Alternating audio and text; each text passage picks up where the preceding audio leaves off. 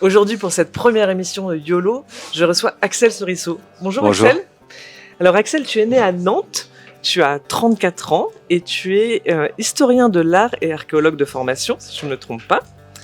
En 2017, tu pars en voyage en Arménie. Et de ce voyage, tu reviens avec des souvenirs et aussi une fascination pour les paysages, la culture et les traditions que tu as rencontrées là-bas.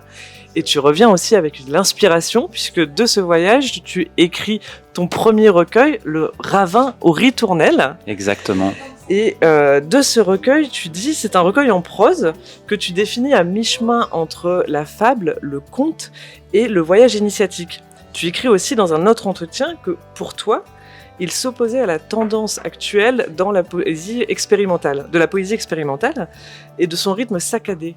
Et j'avais envie de te demander, est-ce que le fait de s'opposer à la poésie expérimentale contemporaine était une volonté au moment de l'écriture, ou est-ce que c'est un constat après l'écriture ? Alors, excellente question. C'est un constat après l'écriture. C'était pas une volonté en fait d'écrire de la prose poétique contre quelque chose. Ça m'est venu comme ça allait avec le texte, puisqu'en fait voilà, on suit ce musicien itinérant d'étape en étape. Donc c'est un voyage avec comme ça des petits tableaux, et je trouvais ça intéressant de l'aborder voilà par le paragraphe, par la prose. C'est après en fait à la publication où je me suis rendu compte par rapport au paysage environnant que mon livre était très différent. D'accord. Et comment justement pour un premier recueil, comment tu trouves ta voix, comment on trouve sa voix dans un premier recueil ? On tâtonne. Je pense que le travail avec l'éditeur, il est très important en fait dans ce cas-là, ou en tout cas d'avoir le regard de lecteur, de lectrice, et ensuite de quelqu'un qui vient accompagner le texte et qui vient justement peut-être faire affleurer cette voix en créant des reliefs avec le texte, en accompagnant des corrections, en supprimant des passages, etc. Mais je crois que de toute façon on expérimente constamment et tout le temps, et c'est ça qui, je pense, témoigne d'une sincérité dans la démarche poétique, selon moi. Et tu as été accompagné très vite pour ce recueil ? Alors oui, j'ai eu beaucoup de chance. Puisque en fait je me suis installé à Berlin en 2017. J'avais ce texte et puis j'ai entendu parler du prix de la crypte, qui est un prix de poésie destiné à des jeunes poètes ou poétesses de moins de 30 ans, le prix étant d'être publié. Voilà. De fait, je me suis dit, j'ai rien à perdre, j'envoie ce texte. Et surprise, quelques mois plus tard, je reçois un appel et donc j'étais lauréat. Donc voilà. Ça a été un petit miracle. Donc après ce premier prix de la crypte reçu en 2018 pour Le Ravin aux ritournelles, il y a un autre manuscrit inédit non publié intitulé Au Palais des Ombres qui lui aussi reçoit en 2018 la mention spéciale Prix Poésie 2021. Et en 2020, tu publies ton dernier recueil Catafalque.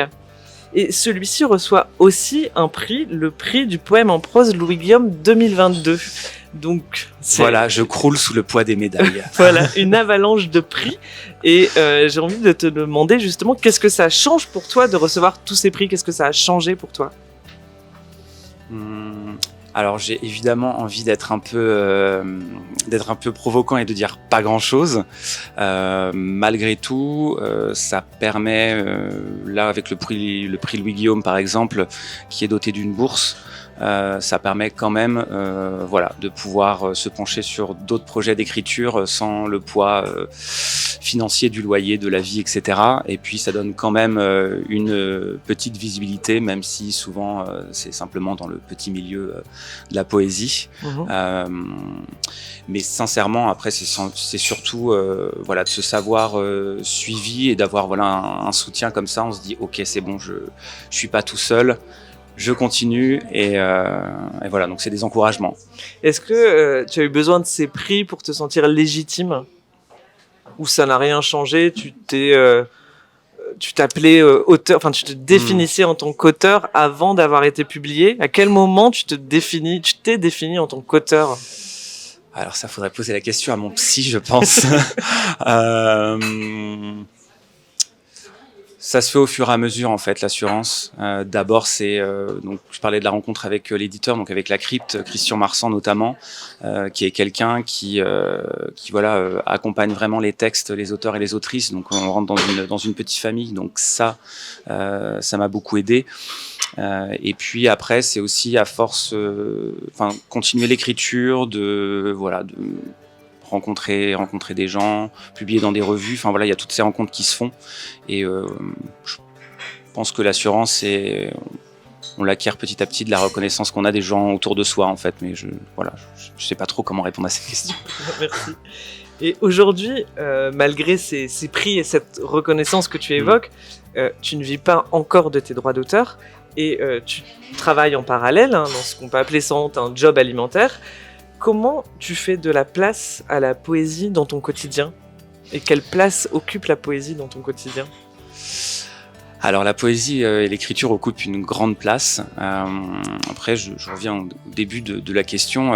Je pense qu'il faut même se préparer quand on écrit à probablement ne jamais en vivre.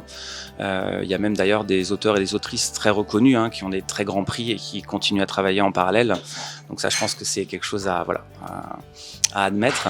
Et après, je construis tout autour de l'écriture et de la poésie. Et effectivement, ces jobs alimentaires-là, qui, même s'ils entretiennent une certaine précarité, puisqu'en fait là, il y a encore 3 semaines, j'étais caissier en centre commercial, j'ai été gardien de nuit, j'ai fait de la manutention, j'ai bossé dans des réceptions d'hôtels, d'auberges de jeunesse, etc. Mais ça me permet aussi à la fois de faire des rencontres que j'aurais vraiment pas pu faire autrement, et puis aussi après de rentrer chez moi et de laisser le boulot là où il est et de pouvoir me reconcentrer sur mon imaginaire. Et donc du coup, est-ce que c'est un temps que tu te dédies ? Tu arrives toujours à dédier un temps d'écriture ? La nuit. La nuit, donc c'est 2 vies en fait. On a 2 vies. On a 2 vies en une, le boulot la journée, et puis effectivement la nuit en général, je m'installe à 21h, je commence à écrire, et puis ensuite je finis vers 3h du matin. Et puis après, il faut boire beaucoup de café, beaucoup de thé noir le matin pour redémarrer. Voilà. Très bien. Et justement, ça fonctionne puisque tu as publié 2 recueils en 3 ans, tout en travaillant en parallèle. Pour le Ravin au ritournel, tu écris que l'écriture était fluide puisqu'elle venait du voyage, elle est sortie un petit peu comme un surgissement. Est-ce que tes autres recueils sont nés aussi de cette fluidité, dans une forme de surgissement, ou au contraire, elles se sont étalées sur des temps longs ?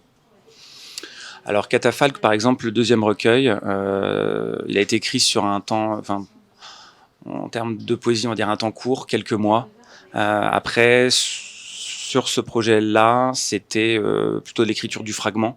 Donc après, ça a été dans quel ordre, les agencer, quelle histoire je veux raconter, qu'est-ce qui manque à cet univers, à ce personnage, et donc aussi à ce port un peu en désuétude qui est dans le livre. Donc c'est beaucoup de collage en fait. Donc ça s'étale sur combien de mois concrètement ? Là j'ai quand même dû mettre 6-7 mois peut-être.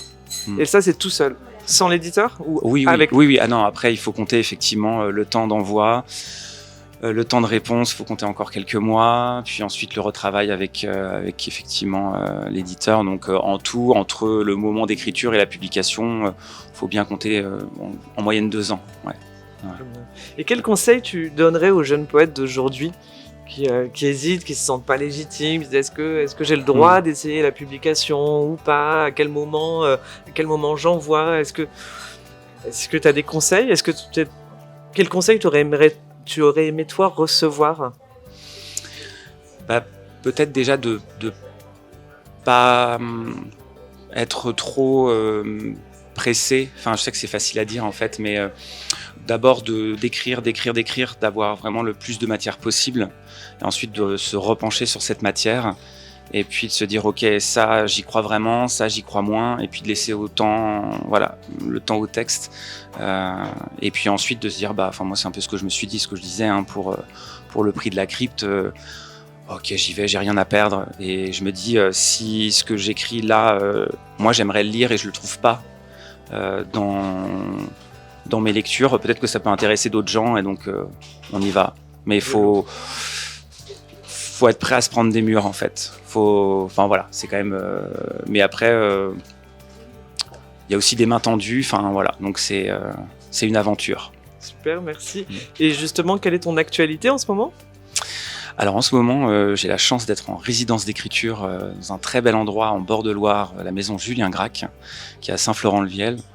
Donc je travaille non plus sur un texte poétique, mais sur un roman. Donc là, on est encore sur une autre temporalité, parce que ça fait déjà 2 ans que j'y suis, et j'en ai encore pour un petit bout de temps. Et voilà, donc je suis dans mon monastère, et puis Pendant combien de temps cette résidence ? Là, c'est 2 mois, donc j'ai commencé en toute fin février, et ça se terminera fin avril. Et donc là, c'est 2 mois à plein temps consacrés à l'écriture. 2 mois à plein temps consacrés à l'écriture, avec une bourse, donc c'est royal. Super, merci beaucoup. Alors, tes 2 recueils, Le Ravin Henri Tournelle et Catafalque, sont disponibles à Nantes, à la librairie Vent d'Ouest. Exactement. Et partout en France, évidemment. Je vous recommande évidemment leur lecture. On repart sur l'actualité poétique à Nantes. Donc, ce 23 mars, au Café Rouge Mécanique, aura lieu le tournoi de qualification pour la Coupe de la Ligue Slam de France. Donc, pendant cette soirée, vous retrouverez les slameurs de la région en compétition. Et les 3 slameurs qualifiés lors de ce tournoi représenteront l'équipe de Nantes lors de la finale nationale de la Ligue Slam qui aura lieu en juin à Tours. Donc c'est une belle soirée poétique en perspective organisée par l'association Les Lapins à Plumes au Café Rouge Mécanique. Dans YOLO, on donne la parole aux passionnés de poésie. Et alors Axel, j'ai envie que tu partages avec nous un poème qui t'a marqué et que tu aimerais partager avec nos auditeurs. Avec plaisir. J'ai donc choisi un poème tiré du recueil Éloge de Saint John Perse, parce que voilà, c'est un poète qu'on a tendance à oublier et qui est bien là et voilà, qui moi m'a beaucoup inspiré, beaucoup marqué.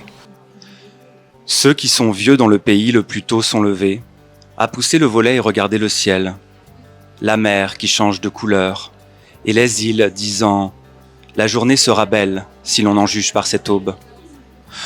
Aussitôt c'est le jour, et la tôle des toits s'allume dans la transe, et la rade est livrée au malaise, et le ciel à la verve, et le compteur s'élance dans la veille. La mer, entre les îles, est rose de luxure. Son plaisir est matière à débattre. On l'a eu pour un lot de bracelets de cuivre.